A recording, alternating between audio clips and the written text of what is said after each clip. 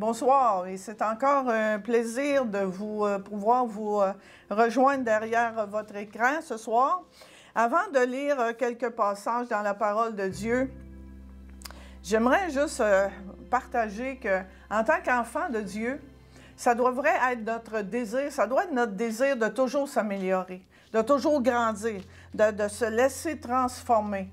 Parce que nous sommes la réputation de Jésus. On doit chercher, désirer être toujours de plus en plus semblable à lui, parce que nous sommes sa réputation. Puis je ne sais pas pour les gens des grandes villes, peut-être c'est plus difficile à comprendre, mais moi je viens d'un milieu rural où est-ce que tout le monde se connaissait, en tout cas dans le temps. Et ça fait plus de 50 ans que je suis partie de Saint-Denis. Puis des fois, quand je retourne ou que je rencontre des gens, ça fait longtemps qu'ils ne m'ont pas vu, puis des fois, ils ont un petit peu de difficulté à me replacer. Puis là, quand je me nomme, « Ah oui, la fille à Marcel », alors quand je me nomme, il m'identifie à mon Père. Alors, en tant qu'enfant de Dieu, on est identifié, les gens nous regardent et on est identifié à notre Père céleste, à Dieu. Alors, c'est important. Et le partage de ce soir, bien, c'est encore ça, on dirait, c'est vraiment ce que le Saint-Esprit me conduit depuis les derniers messages, à toujours rechercher plus, à vouloir, comme je disais l'autre jour, une coche de plus en tant qu'enfant de Dieu. Et on va lire pour commencer dans l'Épître de Paul aux Romains, chapitre 12, versets 17 à 21. « Ne répondez jamais au mal par le mal. Cherchez au contraire à faire ce qui est bien devant tous les hommes. Autant que possible et dans la mesure où cela dépend de vous, vivez en paix avec tous les hommes. Mes amis, ne vous vengez pas vous-même, mais laissez agir la colère de Dieu, car il est écrit, « C'est à moi qu'il appartient de faire justice, c'est moi qui rendrai à chacun son dû. » Mais voici votre part. Si ton ennemi a faim, donne-lui à manger. S'il a soif, donne-lui à boire. Par là, ce sera comme si tu lui mettais des charbons ardents sur la tête. Ne te laisse jamais dominer par le mal. Au contraire, sois vainqueur du mal par le bien. Ou surmonte le mal par le bien. Ne rendez à personne le mal pour le mal. C'est pas dans notre nature humaine, ça. Déjà là, c'est quelque chose, c'est un défi. Mais ce conseil-là, qui semble simple, mais c'est un conseil qui est puissant, de ne pas rendre le mal par le mal. Et j'aimerais juste aussi revenir sur le verset qui dit par là, ce sera comme si tu mettais des charbons ardents sur la tête. » Parce que des fois, on se dit, qu'est-ce que ça veut dire, ça, mettre des charbons ardents sur la tête? Mais cette expression veut dire que la personne qui nous a offensés sera reprise dans sa conscience quand elle verra notre volonté de lui faire du bien. Et peut-être que cette personne-là, ça va l'amener à la repentance. Mais c'est tout un défi qui est devant nous. Vous savez, surmonter une blessure ou passer par-dessus une blessure, passer par quelque chose qui nous fait souffrir, garder notre cœur, c'est déjà difficile.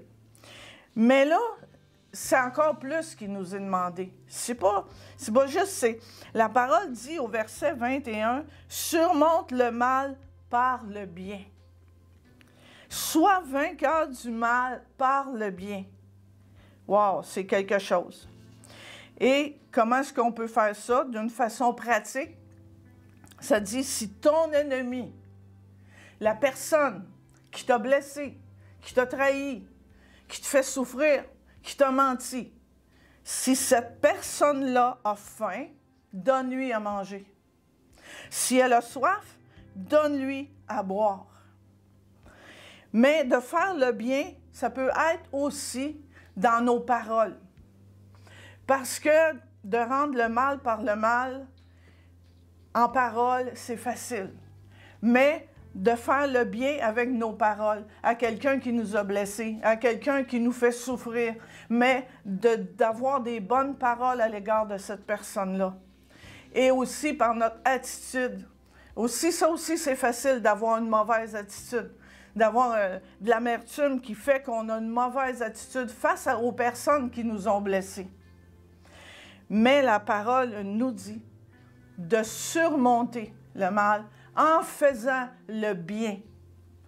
Comment est-ce qu'on peut arriver à faire ça? Humainement, par nous-mêmes, là, c'est impossible. Mais, merci Seigneur, parce que la parole de Dieu, encore une fois, est là pour nous encourager. Dans Galates 2, à la fin du verset 19 et le verset 20, ça nous dit « La mort de Christ en croix a aussi été la mienne. Je reste crucifié avec lui. Et si je continue à vivre, ce n'est plus mon ancien moi qui continue à vivre. C'est le Christ vivant qui agit et reproduit sa vie en moi. Le reste de mon existence sur terre est une vie vécue dans la foi au Fils de Dieu qui m'a aimé jusqu'à mourir pour moi à ma place. » Mais souvent, on entend ce verset-là de Galates 2,20. « Si j'ai été crucifié avec Christ, ce n'est plus moi qui vis, c'est Christ qui vit en moi. » Alors oui, j'ai encore ma nature humaine charnelle, mais si Christ vit en moi, j'ai la nature divine en moi. Et c'est cette nature-là qui fait que je peux arriver à mettre en pratique ce verset-là de la parole de Dieu, de ne pas me laisser vaincre par le mal, mais de le surmonter, d'être vainqueur du mal en faisant le bien. Et comme je vous dis, par moi-même, c'est impossible. Et c'est là aussi que la grâce prend tout son sens. Des fois, on se dit, la grâce de Dieu, oui, mais c'est justement pour arriver à mettre la parole de Dieu en pratique que Dieu nous accorde sa grâce. Et sans cette grâce-là, c'est impossible. On ne peut pas y arriver par nous-mêmes. Mais Dieu est bon, Dieu est fidèle et sa grâce est là pour nous à chaque jour, à chaque instant. Vous savez, quand on lit ça et partout dans la parole de Dieu, les standards de Dieu, les standards du royaume, ils sont élevés. Ils sont élevés, les standards de Dieu. Et quand on lit l'Évangile dans Matthieu, chapitre 5, combien de fois on voit Jésus dire « On vous a dit telle chose, mais moi, je vous dis. » Alors, il y a les standards du monde et il y a les standards de Dieu. Et Dieu, ces standards, oui, sont élevés. Et oui, il y a un prix à payer pour mettre en pratique ce que Dieu nous demande de faire. Puis oui, peut-être tu vas dire, oui, le prix est élevé, mais le prix est encore plus élevé si je ne mets pas en pratique ce que la parole de Dieu me demande. Et si je regarde ce verset-là en particulier, si je ne domine pas, si je surmonte pas, pardon, le mal en faisant le bien, mais si je garde le mal dans mon cœur, si je garde la vengeance dans mon cœur, si je garde l'amertume, de la colère, de l'agressivité, l'irritabilité en face de la personne ou des personnes qui m'ont blessé, mais le prix que je paye, que je n'ai plus, je perds ma paix avec Dieu. J'ai plus la même relation avec Dieu. J'ai une tristesse dans mon cœur. Alors ça, là, c'est un prix beaucoup plus élevé que d'obéir à ce que Dieu nous demande dans sa parole. Parce que ce que Dieu nous demande dans sa parole, c'est toujours à la fin pour notre bien. Alors, rendre le mal pour le mal, ça, on n'est jamais gagnant avec ça. Alors, Dieu veut vraiment que, comme je vous dis, c'est un standard qui est élevé. Mais Dieu ne nous demande rien que nous ne pouvons accomplir avec sa grâce. Avec sa grâce, toujours. Et comme je vous dis, c'est Christ qui vit en moi, le Christ vivant qui agit et reproduit sa vie en moi. Et c'est comme ça que je peux arriver à mettre en pratique la parole de Dieu. Et ce soir, en terminant, on va chanter le Dieu de victoire habite en moi. Et parce que le Dieu de victoire habite en moi, mais je peux arriver à mettre en pratique la parole de Dieu. Et avant d'entendre le chant, j'aimerais qu'on va prier ensemble. Amen. Alors, Père Céleste, tu es tellement bon, Seigneur, envers chacun de nous.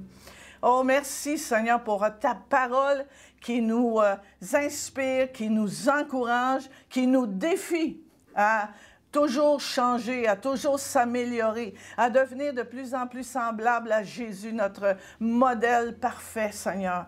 Merci, Seigneur, parce que ta grâce est là chaque jour. Et comme je dis, des fois, il y a des journées, on a besoin de double portion de ta grâce. Mais Dieu, dans ta fidélité, tu nous accordes cette double portion afin qu'on puisse obéir à ta parole.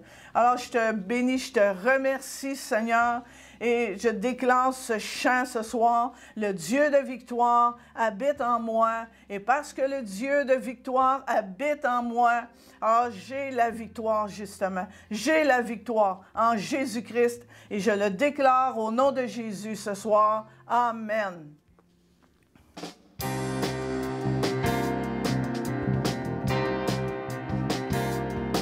Le Dieu de victoire habite en moi. Le Dieu de victoire habite en moi. Je marche non par la vue, mais par la foi. Le Dieu de victoire habite en moi. Le Dieu de victoire habite en moi. Le Dieu de victoire habite en moi. Je marche non par la vue, mais par la foi. Le Dieu de victoire habite en moi.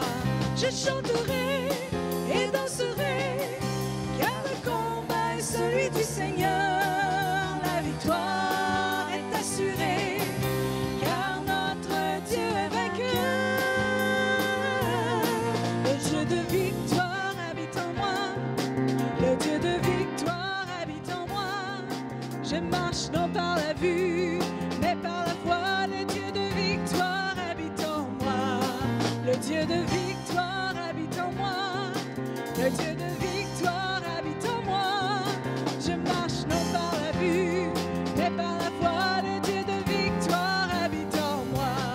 Je chanterai et danserai, car le combat est celui du Seigneur. La victoire est assurée, car notre Dieu est vainqueur. Je chanterai et danserai, car le combat est celui du Seigneur. La victoire est assurée, car notre Dieu est vainqueur. Il est vainqueur, il est vainqueur, il est vainqueur. Amen, il est vainqueur. Rappelez-vous de cela cette semaine et on vous souhaite une bonne semaine à tous. Soyez bénis et on se retrouve la semaine prochaine.